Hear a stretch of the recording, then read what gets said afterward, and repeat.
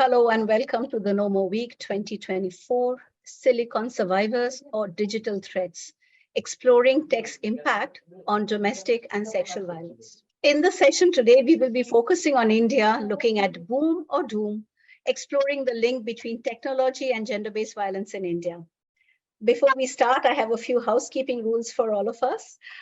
If you're signed in as a participant and your camera and microphones are disabled, but throughout the session, this session will be recorded for future reference, and it will also be available online on the portal and later on the No More YouTube website.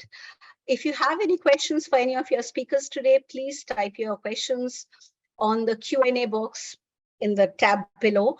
And you can also, we'll try and address as many questions as possible towards the end of the session. The content of the session today might be triggering for some of us or some of you. And if you would like to reach out for support, you'll find a link to the No More directory and numbers of other organizations on the chat. Please feel free to reach out to us. And we do hope that the session today will be engaging and we can continue using this platform to create a dialogue and continue the conversation on an extremely important and relevant issue that is impacting all of us. So looking at why we are here today, I think it's important that we start by thanking the No More team and No More for creating this unique platform for sharing a problem that is affecting all of us here today. The day-long global conference and this session focusing on India is exploring the linkages between technology and gender-based violence and the different strategies that we are adapting in India to address this issue.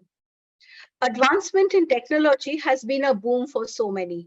Smartphones, easier access to devices, and cheaper phone plans, and information at our fingertips, and becoming part of the global village has been welcomed by many. And the COVID-19 pandemic also escalated the use of technology, especially in the developing worlds, as we turn to the online world to conduct workshops, meetings, and even providing services to survivors of violence online. With all the boom comes some doom, which has affected many vulnerable groups of people, especially women and young people. At Swayam, we are seeing firsthand how the nature and forms of violence are changing due to the increasing use of technology. Cybercrime, morphing of images, online stalking, revenge porn, cyber tracking, and many more. These are common patterns that are emerging irrespective of class, religion, economic and geographical backgrounds. A form of violence we need to all become more familiar with and more mindful of, which is tech abuse.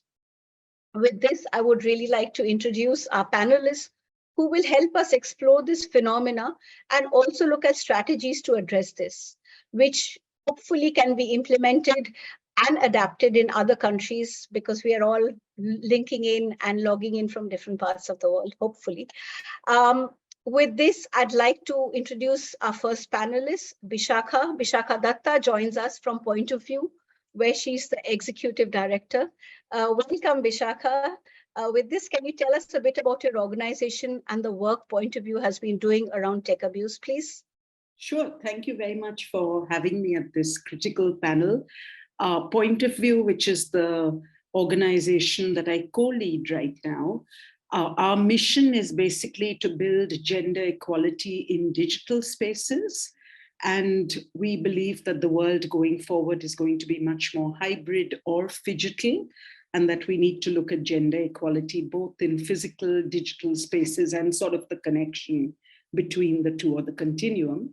To that end, we run a program at the intersection of gender, sexuality, and digital technologies that tries to build capacity among grassroots communities of women, teenagers, LGBTQI persons, sex workers, and women with disabilities to really understand the whole basket of digital literacy, security, and digital rights.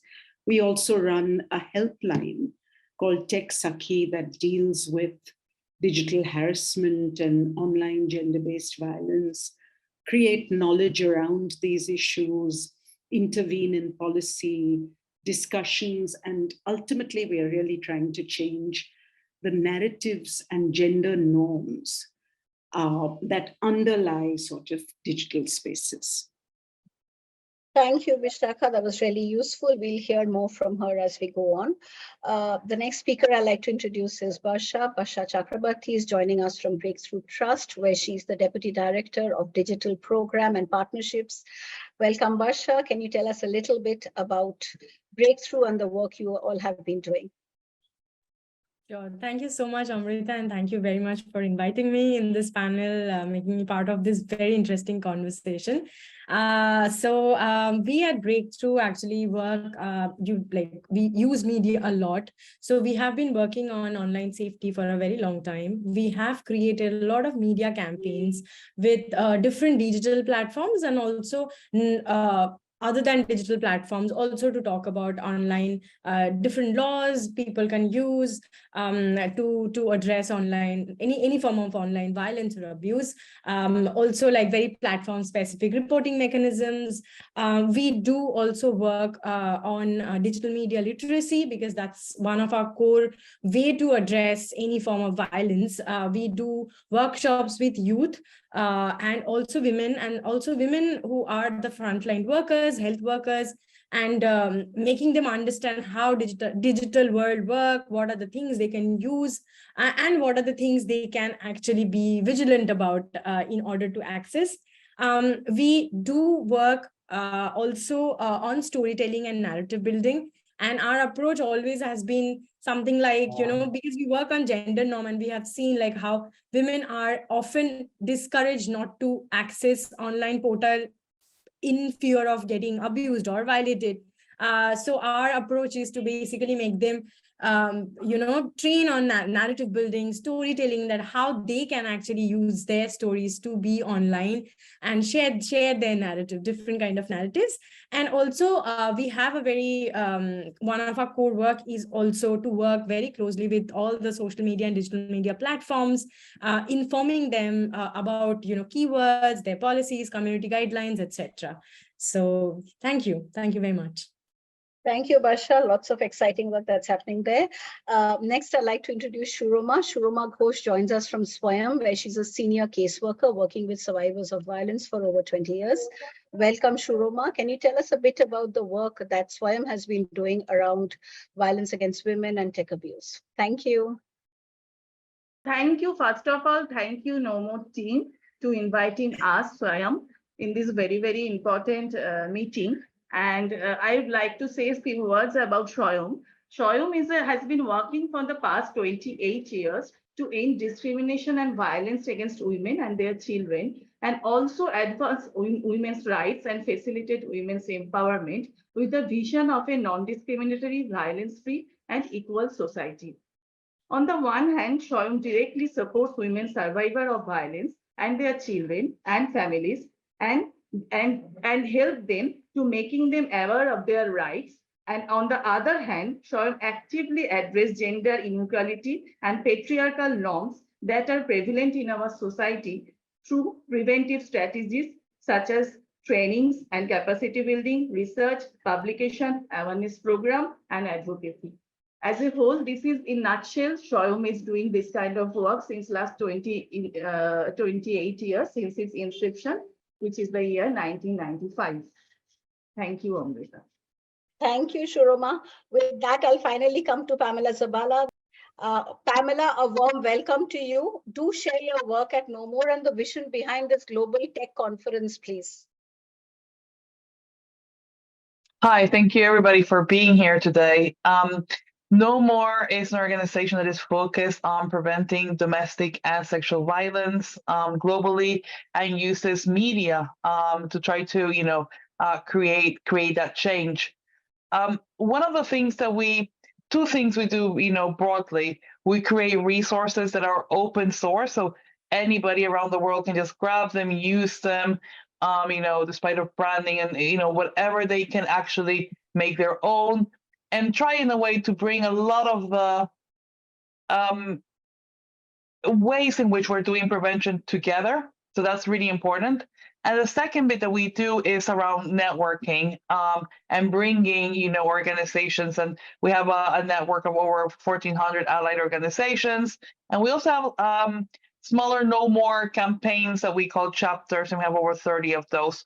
So we know that if we can provide resources and bring people together and think about using communication as a tool, we can actually get the messaging around prevention out there much more wide. In terms of the tech conference, it was important for us to talk about technology abuse. Is one of our core pillars of the work that we do, because in a way we can use prevention for good to try to get this message out there to everybody that can hear us. Now in this age, it's easier than ever, but at the same time we acknowledge all the problems that we are seeing with technology abuse. So we thought a global conversation that brought different perspectives around the issue was important, and most importantly for us was to make it accessible.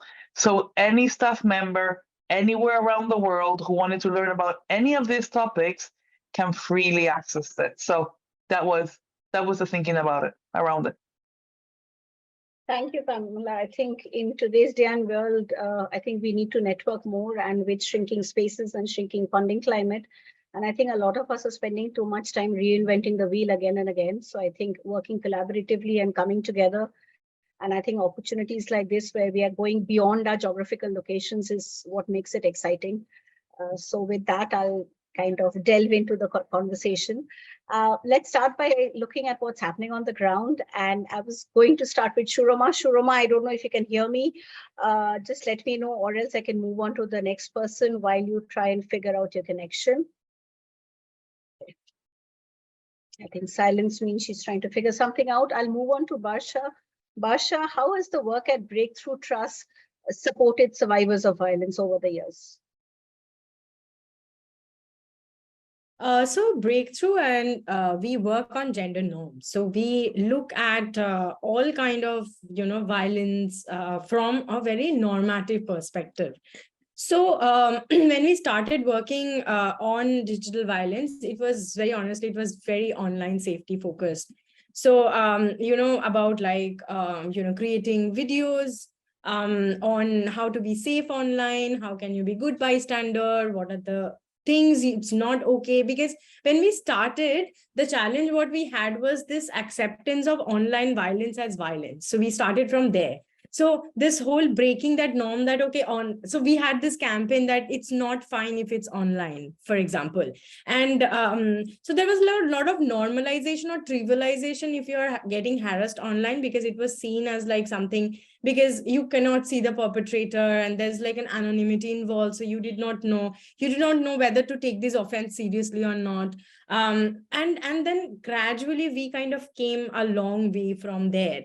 That point of time we had very limited law. We had like a couple of law which was, and also like all offline laws were used kind of in context on online. So it was kind of little scattered and like unaware space at that point of time. So we did a lot of campaigns on recognizing online violence as violence, and how it needs to be addressed, how it creates so much of impact on the survivors, how a lot of time what is happening online can have a ramification offline, how somebody stalking you online can also come offline. So there are like, so initially it was like unfolding all these basics of online violence, and then we were never into taking cases very directly. That as a Breakthrough, we were very clear that that's not what we are going to get into. What we do is we kind of started having a very interesting conversation and good rapport with all the social media platforms. So we are like safety partners of like Meta or Twitter.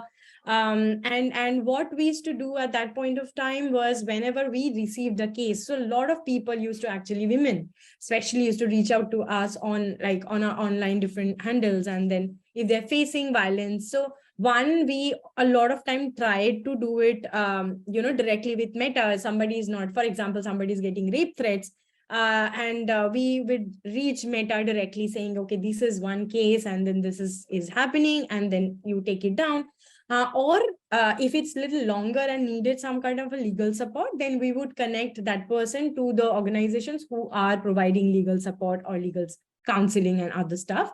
So we were very clear what we kind of focused on other than media literacy, media campaigns and stuff, was literacy, because we work a lot with youth, and also like lot with the frontline workers, and women who are in informal sector labor, and the kind of challenges they used to face. And a lot of things at this point of time in India especially has become like digitized. So there's like a huge push in India for digitization.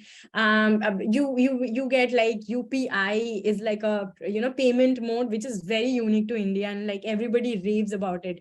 How widely it is accepted and how widely it is used. So that push of digitization, making everything digitized, also was making difficult for a group of women who were not very tech savvy or have no such literacy. So for example, like when we started working with the frontline workers, a lot of their benefits and entitlement, what they used to get offline by reaching an office, having a conversation, one fine day it became all online. So they were asked to go to this portal and then register and then access, for example, something very, very crucial to them. And we observed that how they started depending on the younger people in their families. So for example, like a grandson would actually help that lady to get a widow pension. And often it happened that the grandson is taking the widow pension and running away somewhere, and the lady, and she's not informed, and she's often informed that, oh, it did not come this time, this month, maybe next month it would come. So there are a lot of misinformation. And then a lot of like people do use WhatsApp. I think we are one of the highest WhatsApp user, and a lot of misinformation is spread. So we realized what is it's a great importance that we start in getting into literacy, and we start conducting trainings with the youth, with the women, and also not giving them larger advices on do's and don'ts, but also make very specific trainings for frontline leaders. We actually used to sit and understand what are the challenges they're facing because of digitization. With youth, what are the challenges they are facing with digitization? And we started basically reaching out to like tier 2 cities, rural India, and it's like great insight for all of us. Like every training is to give us like different insights about the platforms they're using, about the kind of challenges they're facing. And also to connect with, since we are like core gender organizations working on gender norms, we also started connecting how gender norms limits a lot of these access and control, how women are not encouraged to be online, how women are encouraged to get off all these platforms if they're harassed. So basically addressing those issues, that how more women can be online, how more women can actually share their narratives, their experience online. So it was more of overarching. And then we basically also used to collect a lot of insight from these trainings and help the social media platforms to make more contextual community guidelines. So that was, I think Vishaka is also well aware about it, like how Meta has come like through a long way, where one point of time they had like racial discrimination which people in India could not connect, where the caste was not addressed. So that was also a very conscious conversation and advocacy with these platforms to basically revise their platforms. And it came from the survivors' insights. And so these are certain like key buckets we have been working. Thank you. Thank you, Barsha. There's a lot that you've covered and a lot we'll cover in the next few questions. I'll come back to Shuruma again. Shuruma, can you share Swayam's work with women survivors of violence and how technology impacts them, and what is your experience of the day-to-day working with survivors or community groups around violence?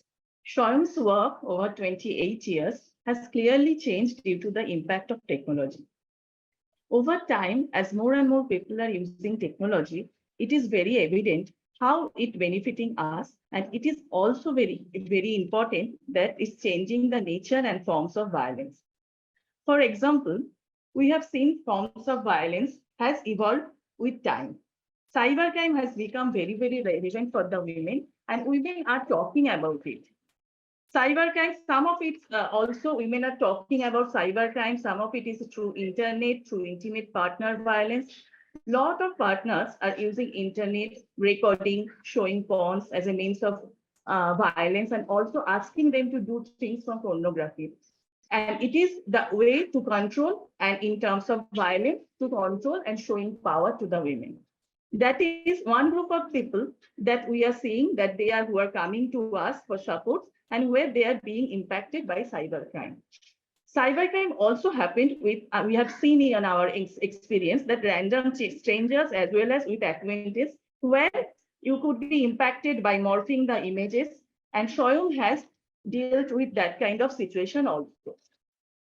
The third angle that I would like to mention here, that internet has opened world to us. It is made it anonymous for us to be able to reach out to the people and talk to the people of different walks of life, which we're not able to do in the past.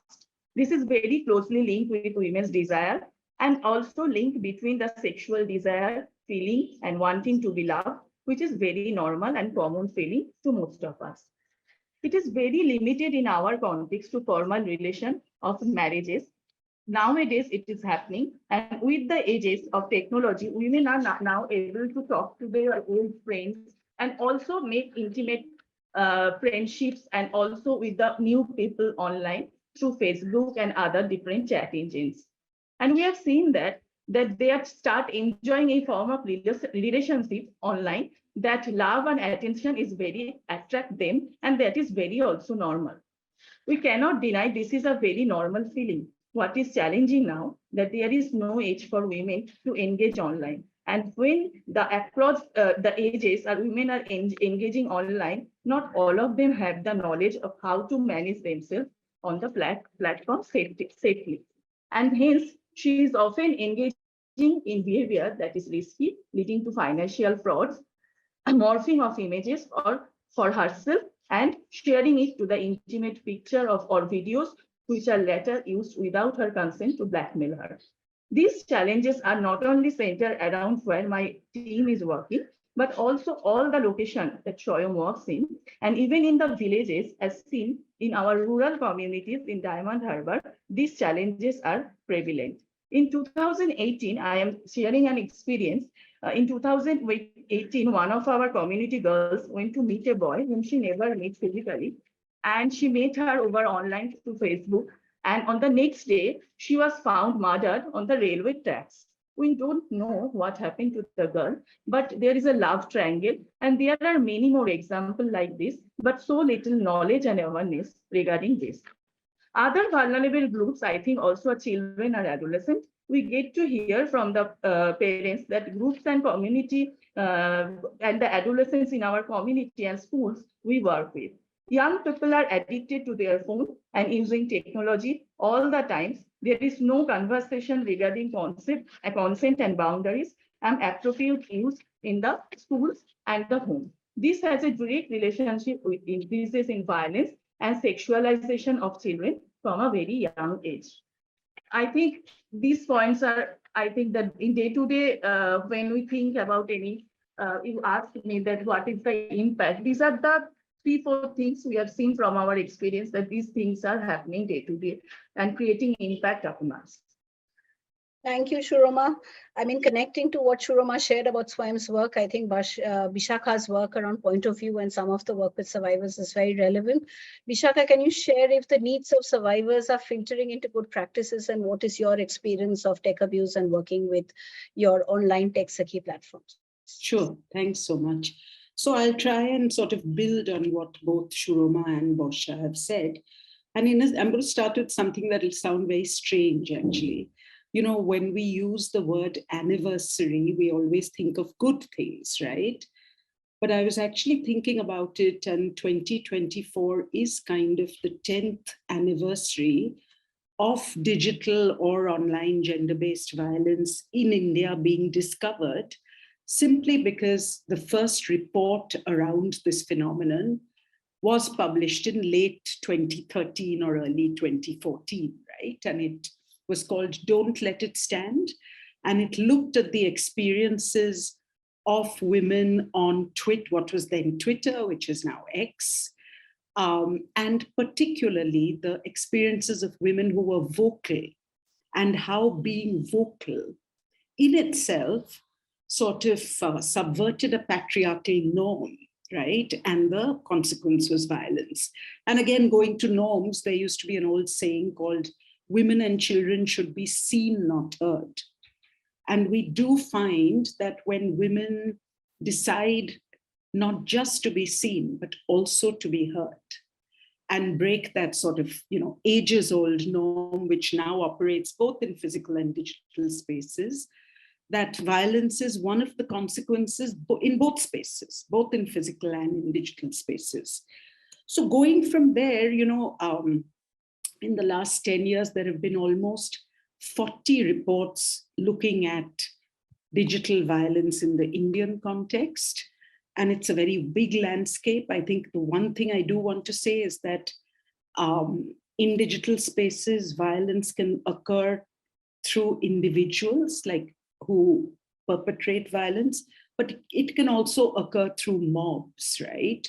Or what is called cyber troops, through planned campaigns that are actually designed to harass.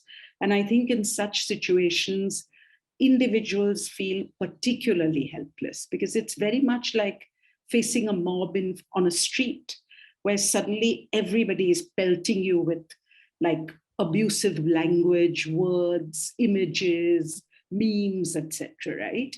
So both kinds of violence takes place online. And what we are seeing when we think about survivors is, I think, the last 3 or 4 years, just about sort of the start of the COVID pandemic, I think there's been a much stronger civil society response to the needs of survivors, right? In many ways. One is really talking about the need to hold platforms accountable, because platforms are where this takes place, right? And I always say, hey, imagine walking into a mall and somebody sexually harasses you. What would be the first thing you would do? You would go to the security guard, you would go to the management and be like, complain, and they would do something about it, right? And why don't we have the same thing online? So from things like that to sort of building our own responses. And in our case, we decided that by 2020, there was enough evidence that digital violence is here to stay. It's not going to go away. And we decided to build a helpline, but it's an informational helpline. So you basically can make a voice call, or you can also approach it, I think, now through WhatsApp. And it functions in 3 Indian languages currently, Hindi, Bengali, and Marathi, and we're going to add on a South Indian language.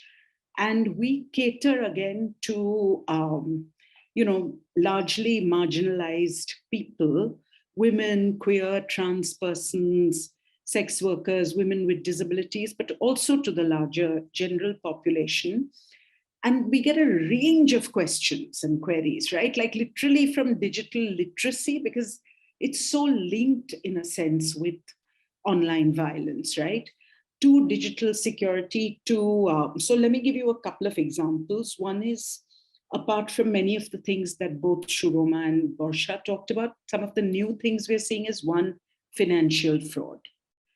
There's just like unending questions about financial fraud.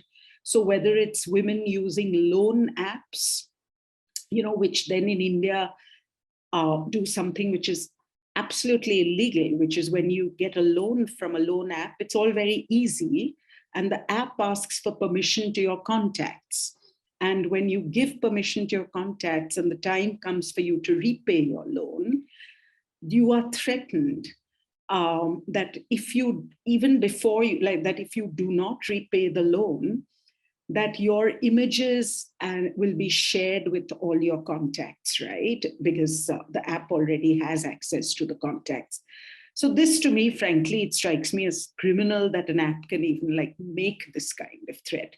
So we see financial fraud through loan apps, through job applications, which ask you to put in like a certain amount of money, right, to get a job, and then keep asking for more and more money, and then it just kind of vanishes. So a lot of finance-related fraud. And again, keep in mind that in many countries, including India, even when women earn money, women do not necessarily hold the financial reins in the family, right? So there's already a lack of financial literacy, and therefore women are easy targets in a sense through no fault of ours, actually.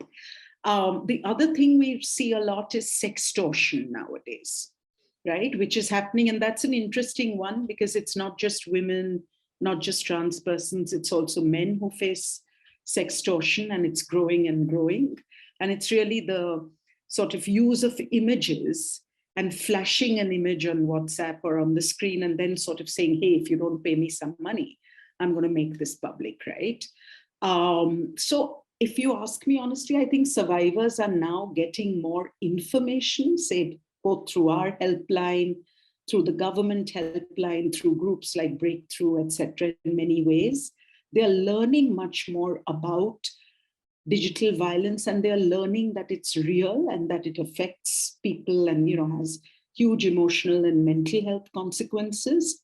So there, I would say a lot of information, there is some counseling around it, and there's a lot of people who are trying to work with the platforms to get sort of non-consensual, intimate images, things like that, morphed images, etc., taken down.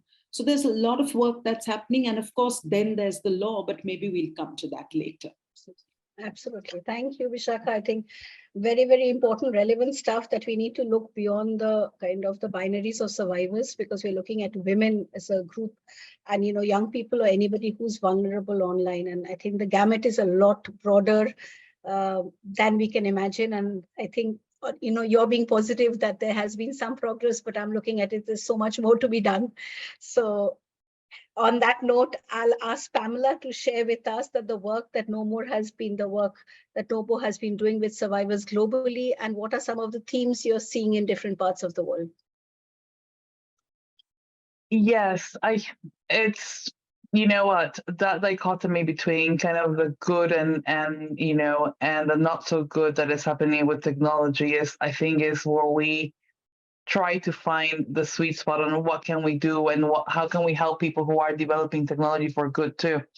And so in that sense, I want to start by saying that we launched, I think in 2021, the No More Global Directory, which has over 205 countries. I believe only 2 or 3 countries at this moment don't have resources for security reasons.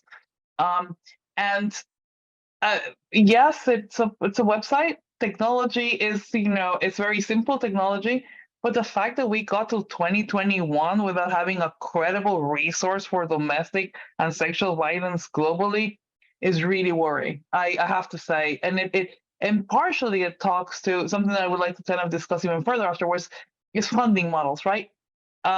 You know, how we are so funded by states or by countries or wherever funds us, we kind of look at that region, and just arriving to that point in time, especially when the world is different, right? We travel all the time, we marry people from, you know, different parts of the world, families are blended, and not having a directory where anybody can get us that help. So that is something that we do, that we sustain. We work with consultants, you know, globally to keep that on.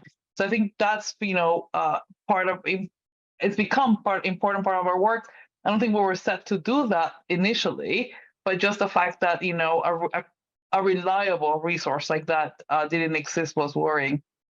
I think also the fact that it can kind of give voice to and resources to organizations and activists. I was saying in the last webinar that in terms of the directory itself, you know, we had an email, I think from Tanzania, from an organization saying nobody has ever contacted us from outside the country. And they felt special because of that email and, you know, and that contact. And I think that says something in terms of raising and elevating people's voice. And when you do that, the incredible thing that happens is that you start to discover new topics, new forms of violence that maybe are local, have a local touch to a group and a community, or you hear different stories. So I think being able to pick up on those new topics and highlight them, I think it's a crucial part of the work that we do, and working with partners that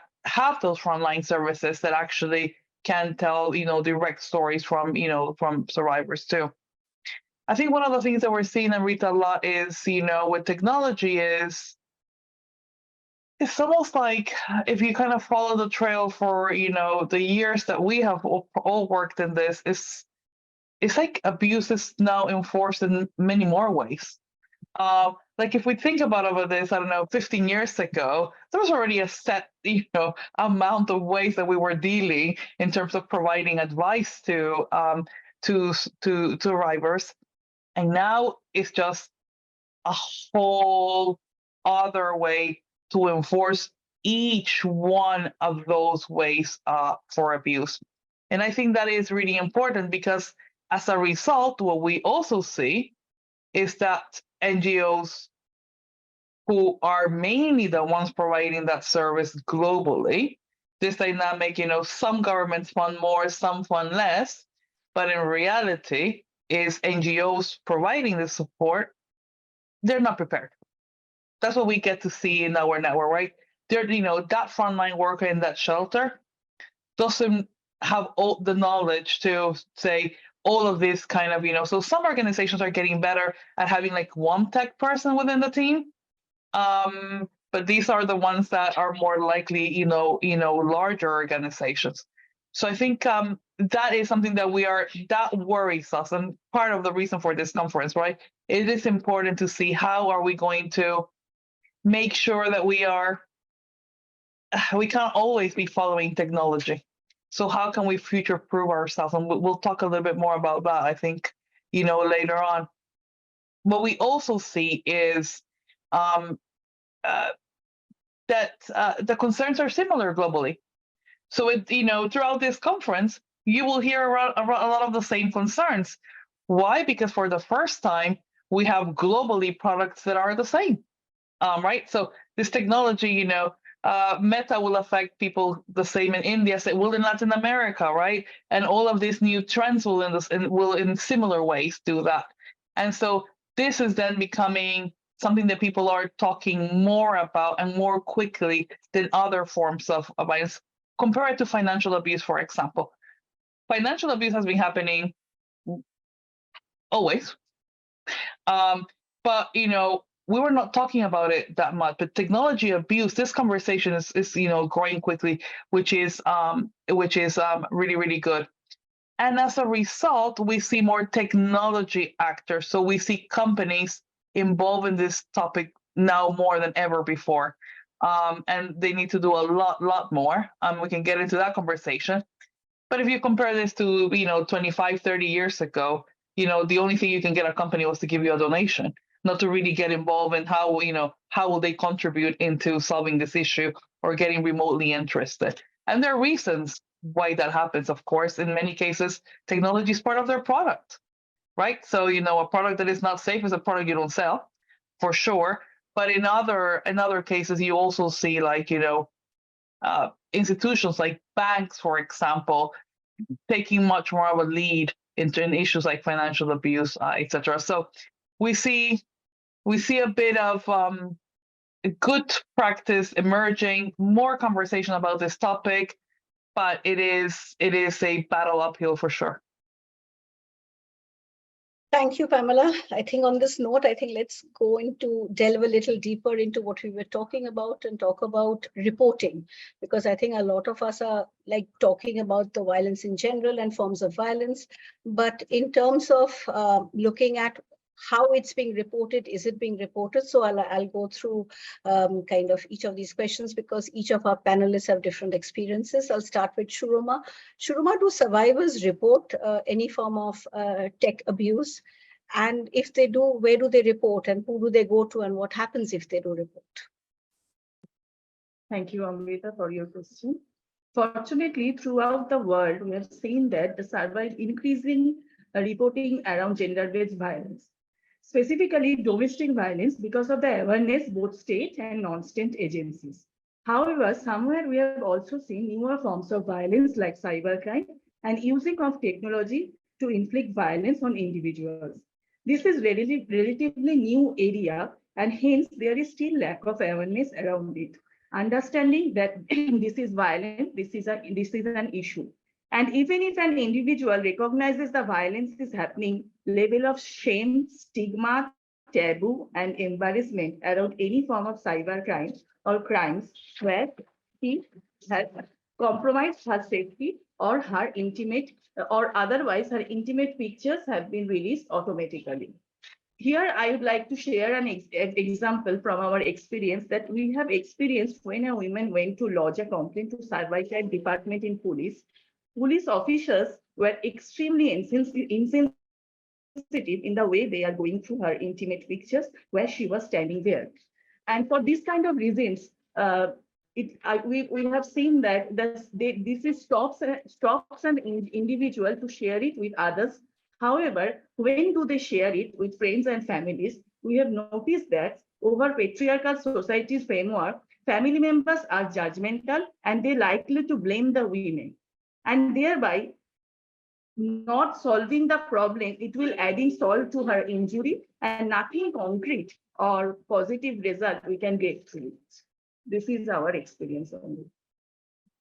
Thank you, Shurama. I think it's also important that I think it was shared by Nomo team earlier that a lot more women are engaging on online dating apps.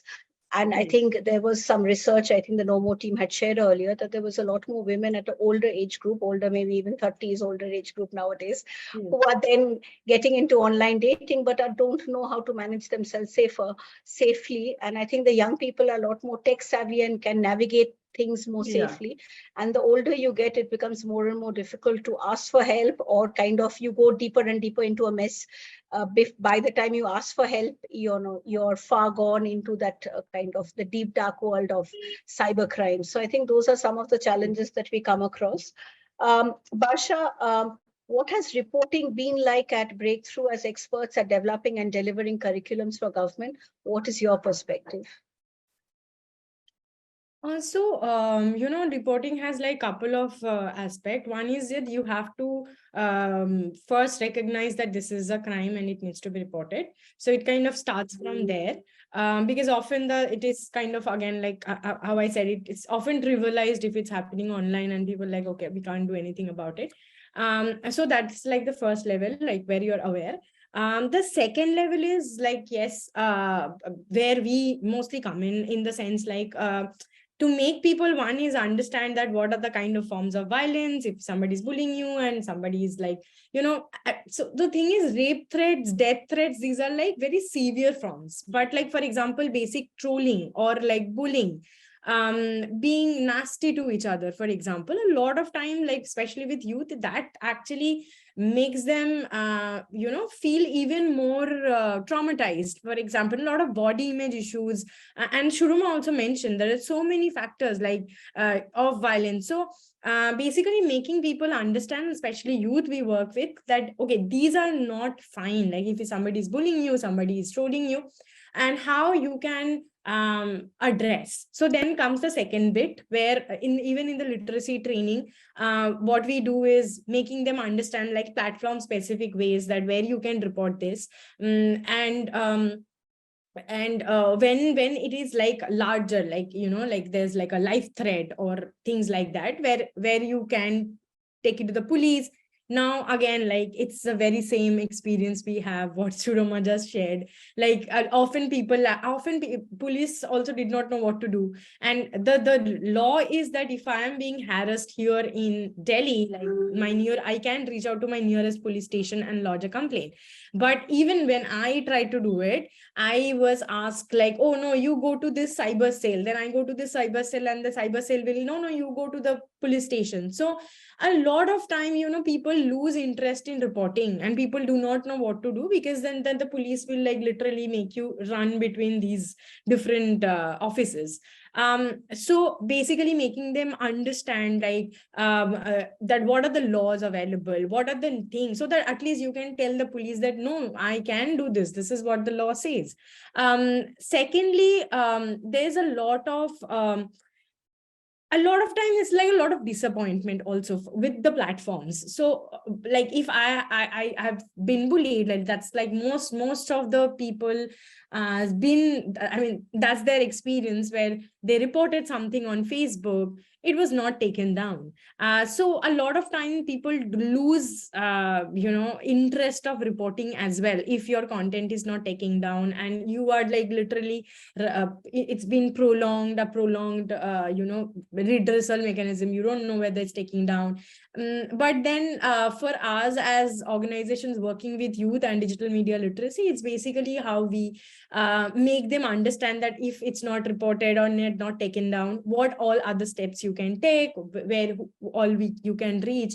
Right now we are actually in conversation with one of this organization doing like a proper cases. So we are trying to do like a partnership with them where they can give us like a lot of other do's and don'ts. A lot of times when you suppose, especially on WhatsApp, if you block someone, somebody's possibly sending you like threats, and then you block that person, entire chat goes. So then how do we keep those chats? So before blocking somebody, you need to take screenshots so that you have evidence. So there are like smaller nuances which is involved. And with different cases, yes, these are the insights. And then that helps us to basically build that, okay, these are certain challenges. And like, for example, scamming. So, that is one chapter we are going to add, because now we are doing like a huge rollout of digital media literacy curriculum. And I've been told, like, the first thing I've been told, like, can you please take a session on scamming and what we can do? How do we identify that this is scam, and what are the things we can do? And it's bizarre because like scammers are also very smart, and they will also come up with like so many different methods to scam. And a lot of times, especially if you don't have that idea, or you are vulnerable, a lot of times these are young boys, or how the deep fake morphed photos are used, and how they're threatened that to give money, that, oh, your things will be viral, and this is very common. So basically, making them aware. And also, since like Breakthrough, one of the work we have been doing on bystander, we do talk a lot about that, how you can be a nice bystander. You can be, maybe you are not subjected to an abuse directly, but if you are witnessing somebody is getting trolled, or somebody is getting harassed, somebody is sharing misinformation, somebody is being hateful, you can also take a step forward, and you can also, one is report, you can take a stand and say this is not okay. So basically, as a bystander, what roles you can have, and a lot of misinformation, disinformation. So the curriculum also we have developed for the government. This was back in 2018 and 18-19, where we were working with the Ministry of HRD, Ministry Human Resource Development. They came up with like curriculums, different kinds of curriculum. And we worked on the gadget media usage curriculum, where we tried to address misinformation. How do you address misinformation? How do you navigate through information? Because that's also a very big concern. You type something, there are like 100 links will come up. How do you know which link is the right link to go? What information is right information and what information is not right information? So we use a critical thinking lens, so that is like fundamentals of it, like verify your information, question, give counter arguments. If there's something wrong, talk about it, try to address, seek resources. So these are certain principles basically we work on. But yeah, I mean, fundamentally reporting is one bit of a larger thing, but somebody actively reports when somebody finds it problem and not okay with it, and we cannot tolerate. So yeah, so these are like the preliminary ways we work on reporting. Thank you. Vishakha, what are the realities you're seeing in regards to reporting frameworks? Are these frameworks inclusive? I think there's unfortunately a vast gap between the lived experiences of people, anybody, particularly women and other gender minorities on platforms, and what the platforms think are meaningful reporting frameworks and practices, right? So what we are seeing actually is that one of the things that's very interesting is at Tech Sakhi, we repeatedly get calls where people want information on, very granular sort of things that they're hunting for on platforms, right? Like how to block somebody or how to increase their privacy, etc.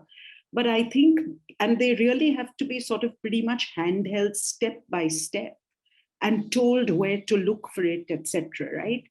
So again, when we talk about young people being more tech savvy, that is absolutely true, but young people are also not a homogeneous group.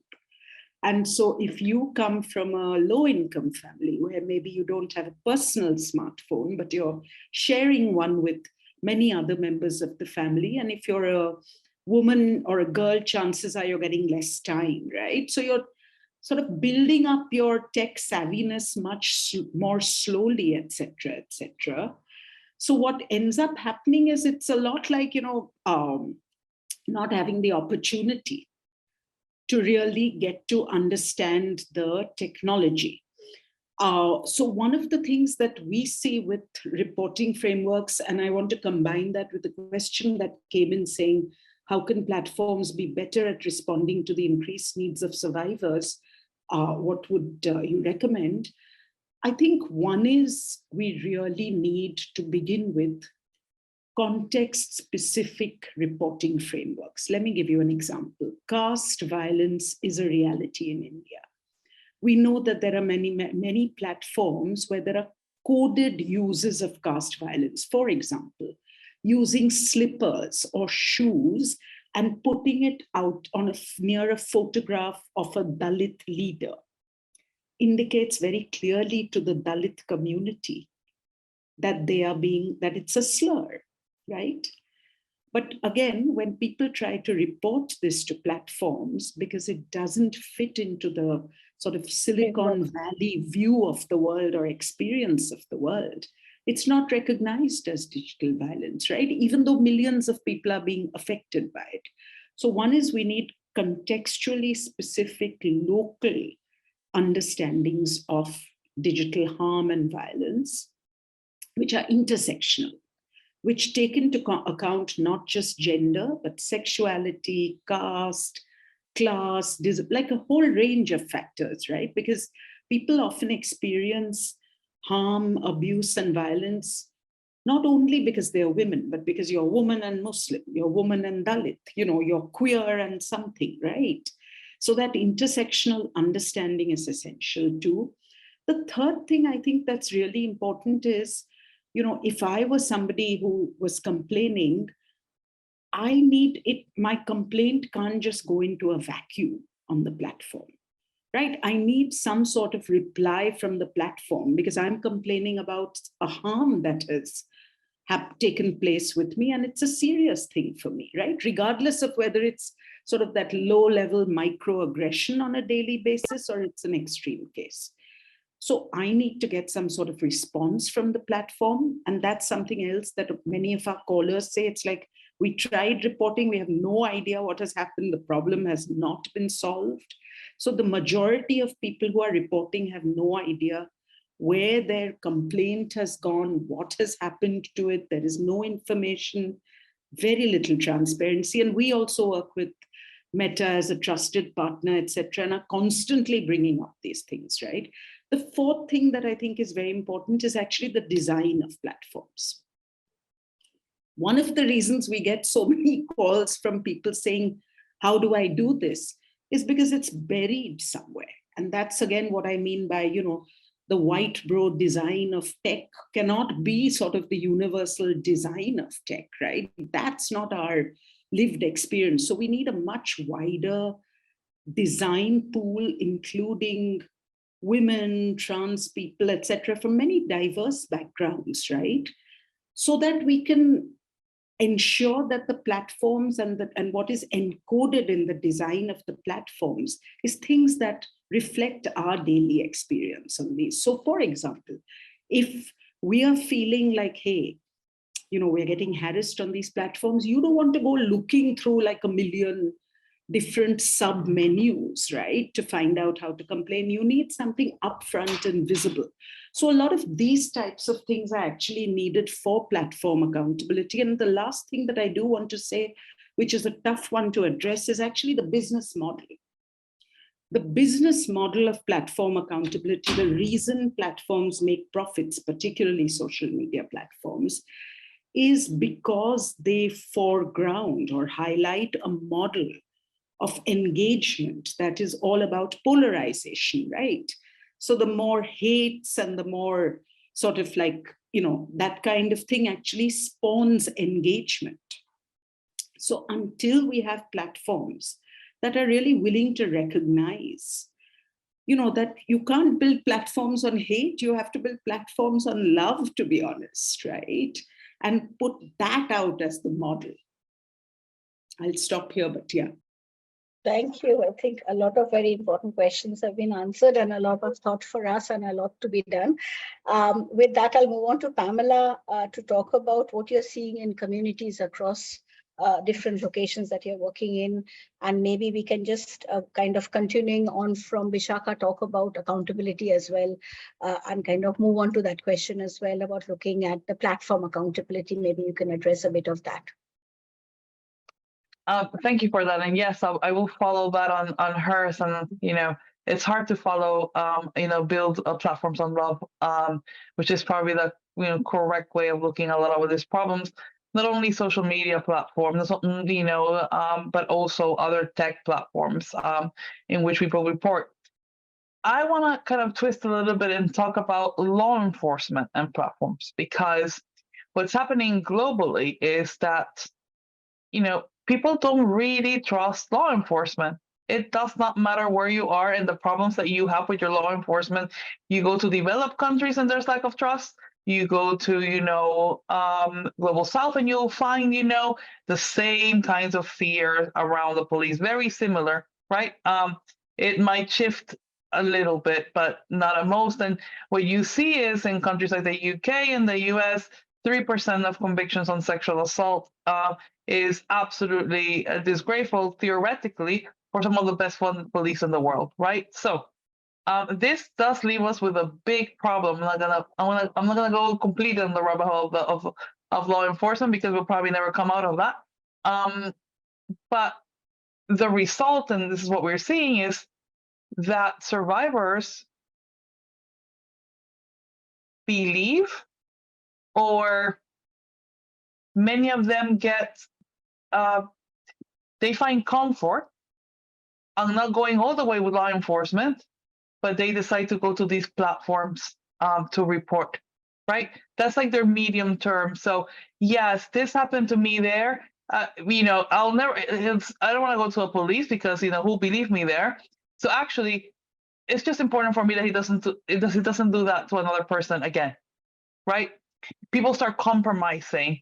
On many of this case, situations that are really, really, really bad. And therefore, we've had this movement, I would say, in the last 6-7 years, where many, many, many more people are coming to these platforms to report. And there is all of this kind of, it's a responsibility that they need to be able to handle much better.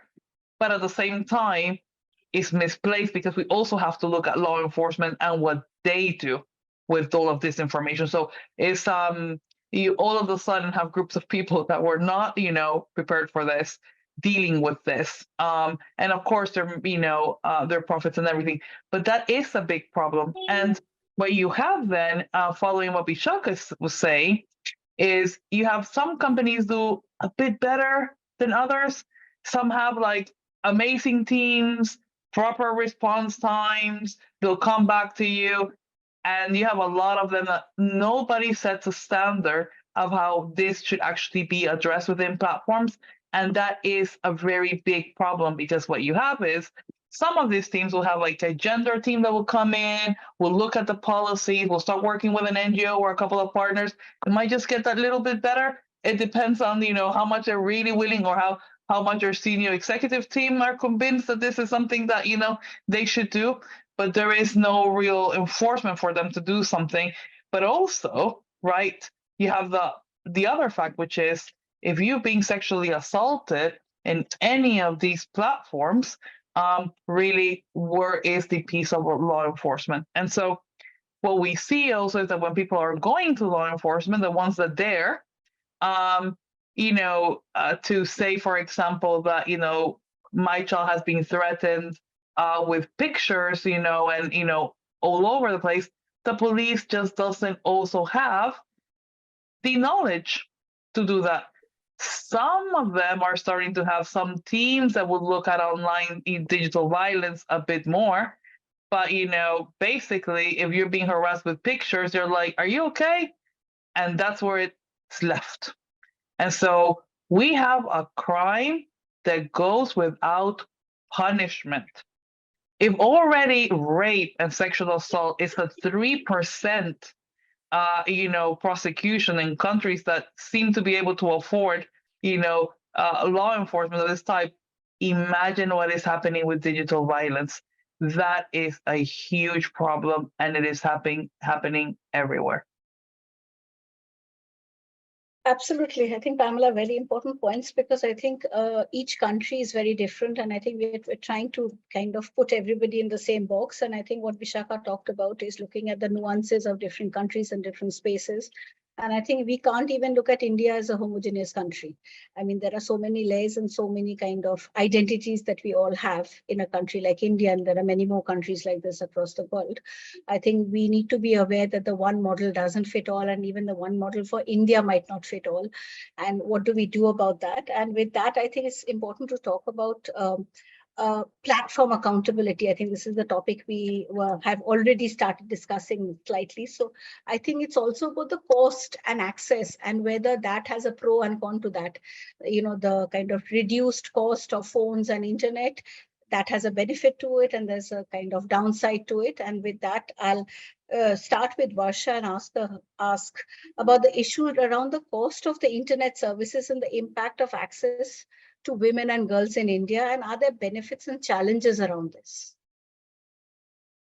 Yeah, sure. I mean, definitely a lot of benefits. I mean, I'm like, can't imagine a lot of things happening without digital. I think India, like literally, like the penetration is huge when it comes to, digital access. Control can be like a big challenge a lot of times. But yes, I mean, imagine like how in India people are using these social media platforms to tell their own stories. The people are getting viral, especially like content produced in rural India, 2-tier, 3-tier cities. You do see so many people coming up, talking about their journey, sharing their talents, very intersectional in that way. Like, we have like such amazing content creators who come from like non-dominant castes. At the same time, and I was, while listening, actually, Vishaka, one point she mentioned, and I was right then thinking, when she was talking about like access to justice, for example.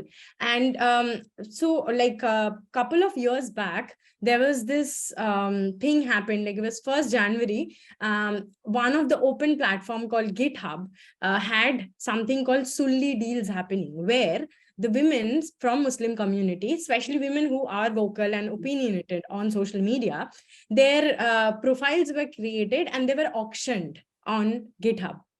And the people, the perpetrators were, they were very young people. They were like a couple of young men. They were like 20 years old. And there's this one young woman. And they were arrested and they were also acquitted, citing that this is a first-time offense. So the justice become trickier, and or the access or control becomes trickier when it's somebody with an intersectional identity. So for me, if I'm from a non-dominant caste with like an urban outlook, English speaking, it's I have access and I have larger control. But a lot of time, people with intersectional identities actually face way more problem in spite of having access to control the space. At the same time, if some certain things are violated, to get a justice. And so the challenge lies there. The challenge is not like the penetration. The challenge is not like how to do it. The challenge is like how regulated these places are, how easily you can get access to justice, how easily, the platforms are listening to you. How, if you are bullied or if you're trolled using a caste slur, the platform will not even recognize this as a problem or violence, because it doesn't fit to their community standard, a community standard which is made keeping US in mind. So that was like a longest struggle with Meta, that how all, even Twitter, like all these community guidelines were always followed US law, which had no connection with Indian context. So challenges lies there. So definitely it gave a lot of privilege, like a lot of access to talk about, use the platforms. But then when it comes to regulation, the challenge lies there. And also like what I also mentioned, like about, a lot of times this processing this barrage of information, like even we get confused. If you search for something, you like multiple this thing, and maybe 90% of the information are wrong information. So how, how you're navigating this space of like, finding right information, where to do it, how to use it. So yes, so to me, honestly, like that remains most of the challenge. I would not say like digital media. I think with digital media you can reach so many people. We are actually sitting in so many locations and discussing this. It's because of that. So but yeah, the challenges lies, and I think it's a lot to do with the platforms, it's a lot to do with the governments, bringing regulations, bringing acts. And in our country there's no dearth of law. We have all the laws. Maybe we need to update a certain law in terms of like maybe AI and those laws, and EU is like way ahead. But we do have laws. The problem is with implementation of law and accessing the law properly.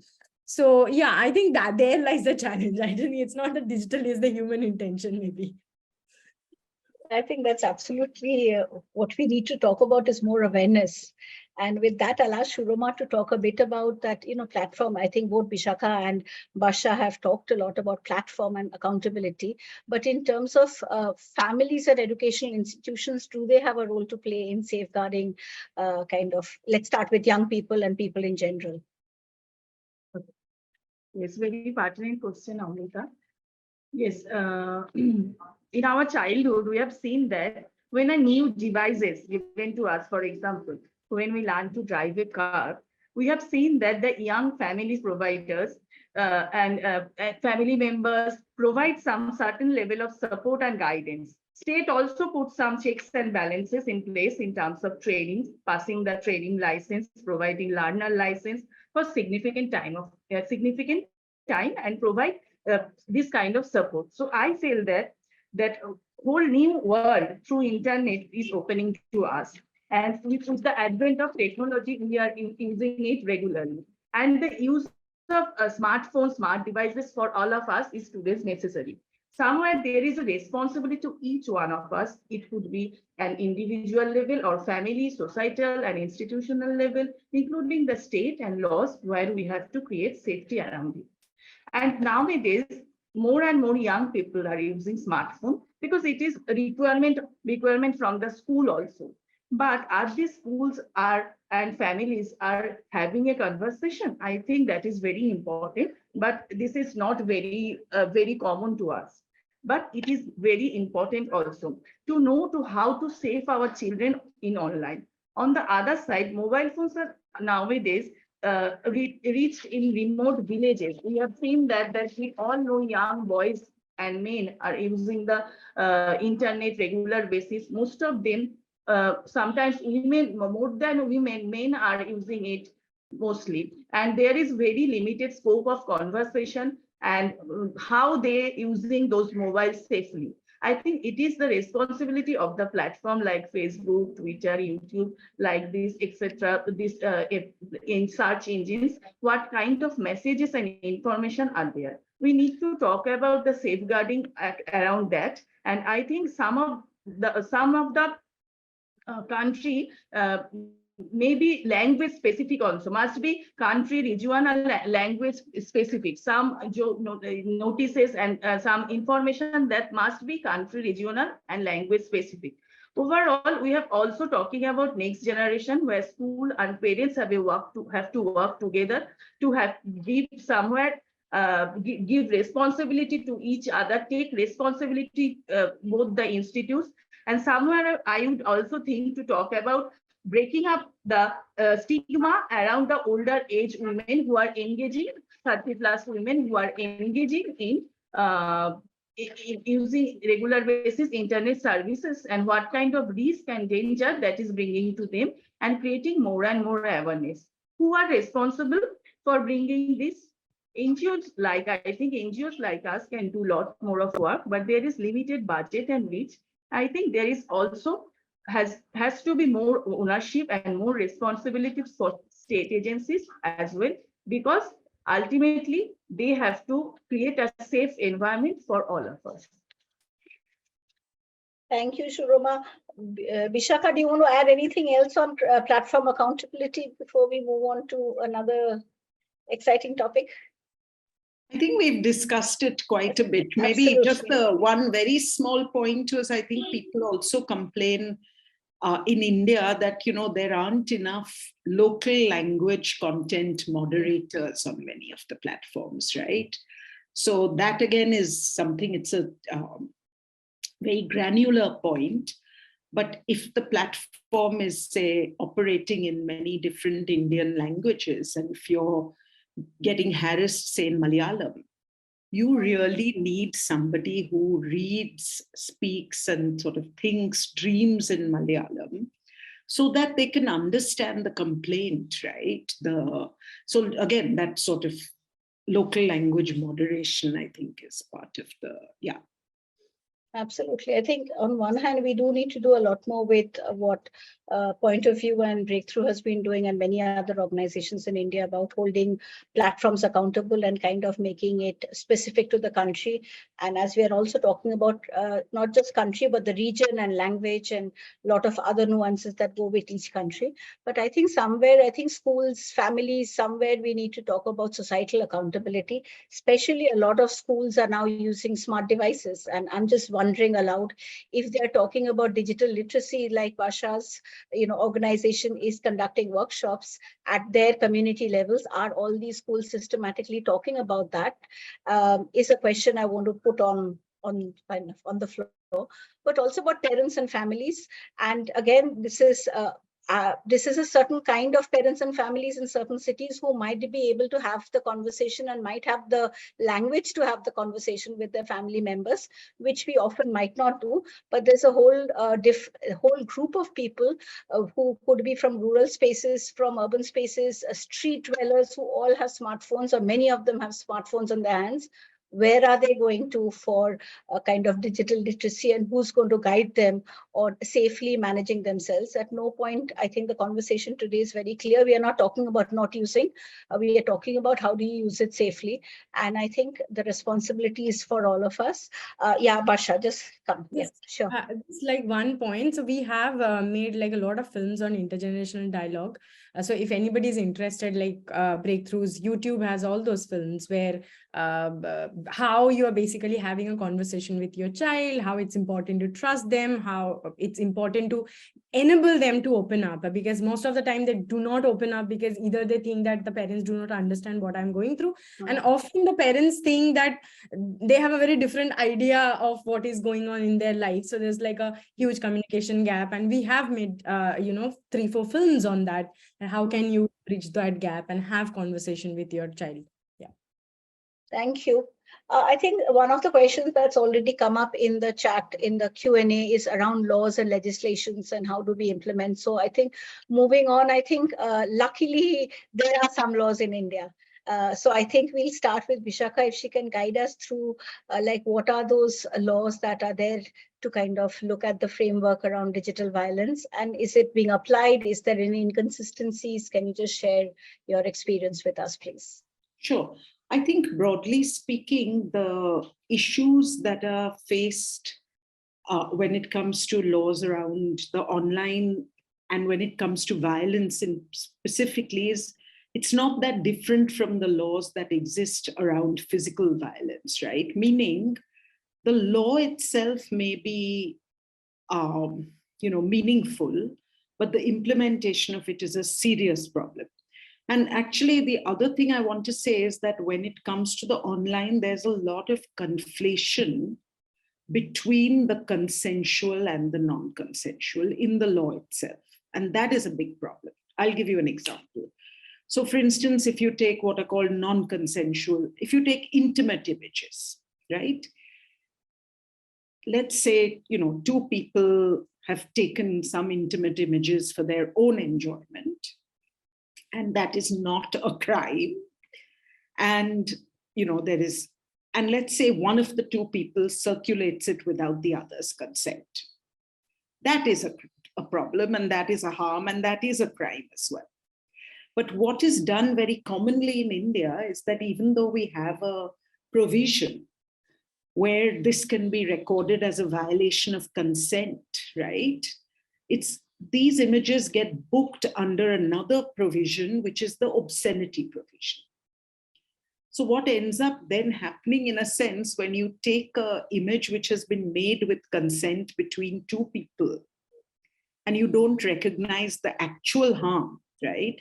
What you're in a sense doing is you're also saying that both the people who've created, that the image itself is obscene, and that the two people who've created it are also, in a sense, sort of doing something which is illegal, right? So it's a very morality-based understanding. And this is very important because, ultimately online, what are we using? We're using words, we're using images, we're using graphics.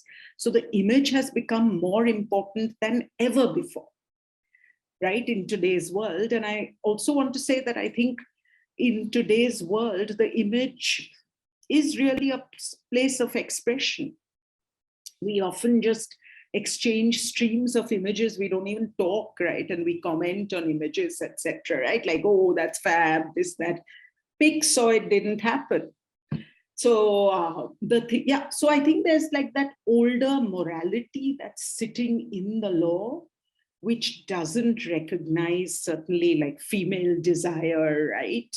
Or pleasure or any of those things, and is constantly conflating the non-consensual and the consensual. That's a big problem. The second problem with implementation is, for example, again, let's take an intimate image. Let's assume somebody has gone to the police station and they want to complain about this image. They need privacy for their image, and they need dignity for themselves. You can't have a situation where then 10 cops are taking that phone and passing it around saying, oh, look at this image, and then sort of casually asking the person, but why did you even take this image? What were you doing, right? So that kind of moralizing and sort of blaming the victim, essentially, or the survivor. All those problems actually run through the law because it's, again, sort of that very patriarchal implementation of the law. At the same time, that said, yes, we are grateful that there are laws, but that by no means is enough. Thank you, Vishakha. Shurumak, continuing on, the work we are doing at Swayam with survivors, are these laws really helpful? And if not, what could be done to kind of make it better in terms of the implementation, possibly? Okay. Unfortunately, there is not enough evidence to show that these laws are actually helping. Although laws can be effective only if input is given to implementation. I'd like to share of an example of parallel law like Swayam and many women's rights organizations in India using this law extensively, that is Protection of Women from Domestic Violence Act 2005. This is the civil act which was introduced, and most of the women's rights organizations are working on these issues, actively have been working around the implementation of this act and making sure that the state and non-state players who are part of this act and who have a role in this implementation of this act are sensitized, trained through formal and informal training and discussion as well. So organizations like Swayam has also created a law book around the implementation of this law. Hence, we have seen that this law has been used actively by lawyers, and women are coming forward to using this law, this civil law. I'm sharing this as an example to show in this comparison that there has not been a systematic and collective effort by all of us around the cybercrime laws and safeguarding women from online harm. I think if we collectively work together, I'm sure there can be lot more awareness, indirectly leading lot more implementation of these laws, which are already existent. I think this is the scenario right now. Because Thank you. yes, Sorry. implementing agencies has to be more aware and more sensitized and trained to use these laws. Because already Vishakha and Varsha said that there are a lot of laws, but implementation in our country is a problem. I think We are the seeing this PW, problem. Yes. the Tell me. no, the PWDV kind of example is quite important, because I think everybody worked together, state and non-state actors work together around the implementation of this. And somewhere, a lot of investment, what I understand, happened from state actors as well. And I think it became like the onus for the country to implement this. And somewhere that same level of kind of collaborative input and coordinated action hasn't happened around all these other laws. And I think if we come together and if we bring resources together, and somewhere there is a responsibility of the state as well. And I think somewhere, I guess it's down to us to campaign for better accountability and better implementation of these laws, and kind of training of the frontline professionals. I think one of the questions online was about the sensitization of the frontline professionals who are implementing these laws. You can't really blame them. They're part of the patriarchal society. You can put a law in place which is in a book. How do you make it relevant, and how do you make the person who's actually going to be enforcing it understand how to use it and respect the person? We talked about empathy, we talked about sensitized behavior and breaking away their own prejudices and judgmental attitudes. So I think there is a work that needs to be done. With that, Barsha, in your perspective, do we have the right legislation, or something needs to change when we are talking about protection and safeguarding of survivors and other vulnerable communities? And a follow-up is looking at perpetrators, and do you think what can be done about them? I mean, do they understand what's happening and their behavior and their action? Okay, so I'll take like two section of it. Separate, yeah. One is I'll just start with the perpetrator. I think they were very aware that what they're doing, and they're doing it on purpose because it gives them a lot of anonymity. You can say something nasty and just get away with it, where you will not say the same thing in person. And you do see like it's everybody has like, it has to be nasty online. Like even if you are posting like the most non-controversial vanilla photograph, there'll be like some 3 people coming and putting. So perpetrators are, I think, very much aware what they're doing. I think Vishakha already mentioned, like, we do have laws, but the laws are framed in a certain way. Like there is IT Act, and there is certain IPC, like our core legal framework, and then but it's often like it's kind of a taken from offline to the online context, often used that way. But yes, I think in last few years there's definitely a lot more progress in comes to making it more digital than like just fitting an offline act to online. We do have a lot of laws which is talking like IT Act kind of actually address a lot of the issues. Then now we have DPDP Act, which talks about the protection of data. So, and maybe we will, there's a conversation of like having AI Act. The government is recognizing the importance of, addressing issues like deepfake. So yes, definitely law is there. But again, once again, the implementation, the structure, is the biggest challenge. We have the systems, we have the process, but when it comes to creating those implementing structures, it is structurally we are not there. And often it happens that if the survivor is going for a reporting, and you might need to counsel the police person saying that, okay, this is okay, you are not supposed to do this and you are supposed to do this. And like what the example was Vishaka giving was like, I was just thinking, just like, it's so common that, you know, you share a photograph, like, especially if it's a young person, then the first is like moral policing. Why did you share? Why did you wear this? Why don't you know that you're not supposed to put it online? So yes, the challenge lies there.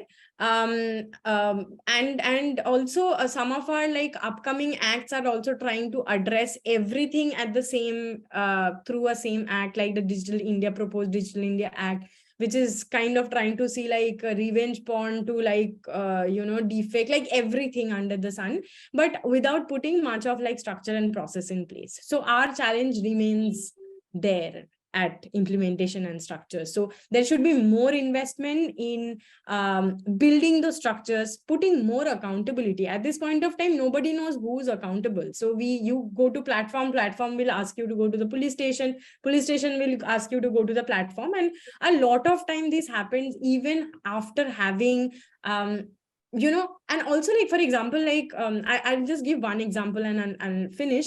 A few years back, there was this case where in Calcutta, there was this woman who literally like was doing some charity. So she made a video where she undressed two homeless children, and like literally on camera, and there was like a very emotional background music where she was undressing them and then giving them new dress. And there was that video had like immense viewership. It had like millions people viewed, huge number of shares, like thousands of people shared. And then when this video was flagged to us saying this absolutely violates POSCO Act, like the Child Protection Act, and when some people started commenting there that no, you cannot put this, or started reporting, nothing happened. Facebook did not take it down. Then the state. Basha, sorry, I need to interrupt. I feel Sorry, No, yeah. So I mean, basically, even in spite of like government intervening, a lot of time platforms do not take it up. So then it becomes like really difficult to, you know, via channels. So yes, the problem is like, you know, there's not very core accountability, and if you fail on accountability, there is no consequence. So either you charge like a minuscule fine, that doesn't matter for these big tech platforms to even pay. So yeah, sorry. Apologies. I think I've been a terrible moderator because I didn't look at the clock. So I think, unfortunately, time is up. We've had a very, very engaging discussion, and apologies for if we've not answered all the questions on the chat box. We've tried to incorporate a lot of the questions that were asked through the discussions. A round of applause for Barsha, Vishakha, Shuroma, and Pamela, and for the whole No More team, which we can't see behind us. And just wanted to let you know the next session is a conversation on tech abuse with Domestic Violence Commissioner for England and Wales, which starts at 10:30 p.m. in UK time and at 4 p.m. India Standard Time. And with that, I hope the dialogue continues, and good afternoon, and thank you, everybody.